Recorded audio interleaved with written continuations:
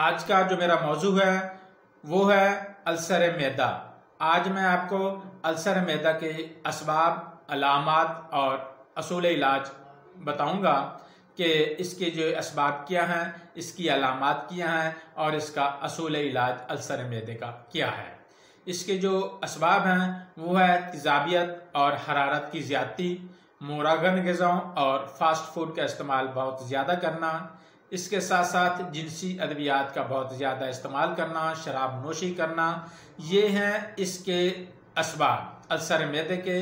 इन चीज़ों का अगर आप मुसलसल बहुत ज़्यादा इस्तेमाल करते हैं तो इनसे आपको अल्सर मैदा हो सकता है।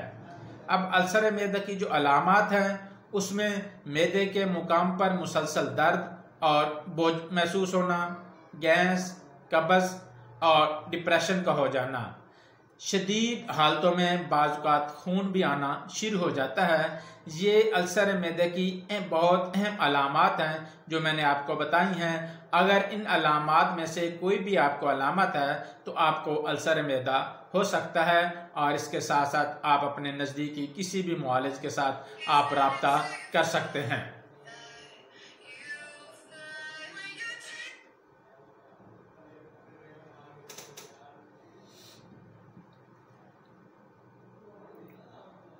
इसका जो असूल इलाज है इसमें आप ऐसा करेंगे कि अजवाइन देसी लेंगे आप 10 ग्राम, पुदीना आप लेंगे 10 ग्राम और हल्दी आप लेंगे 10 ग्राम। ये आप 3 चीज़ें लेंगे। इन 3 चीज़ों का जो इस्तेमाल है, अजवाइन देसी 10 ग्राम, पुदीना 10 ग्राम और हल्दी 10 ग्राम, इन तमाम चीज़ों का आप सफ़ूफ तैयार करेंगे। एक चीज़ का आपने ख़ास ख्याल रखना है कि ये तीनों चीज़ें आप जिस भी पंसार स्टोर से लेंगे वो 1 नंबर होनी चाहिए। जब ये दवाई आपके पास तैयार हो जाएगी तो आप आधा चम्मच सुबह और शाम खाना खाने के 1 घंटे बाद आप ताज़ा पानी के साथ इसको इस्तेमाल करेंगे। इंशाल्लाह इसके इस्तेमाल से आपको ये जो अलामात बहुत ज़्यादा महसूस हो रही हैं वो इंशाल्लाह ठीक हो जाएंगी।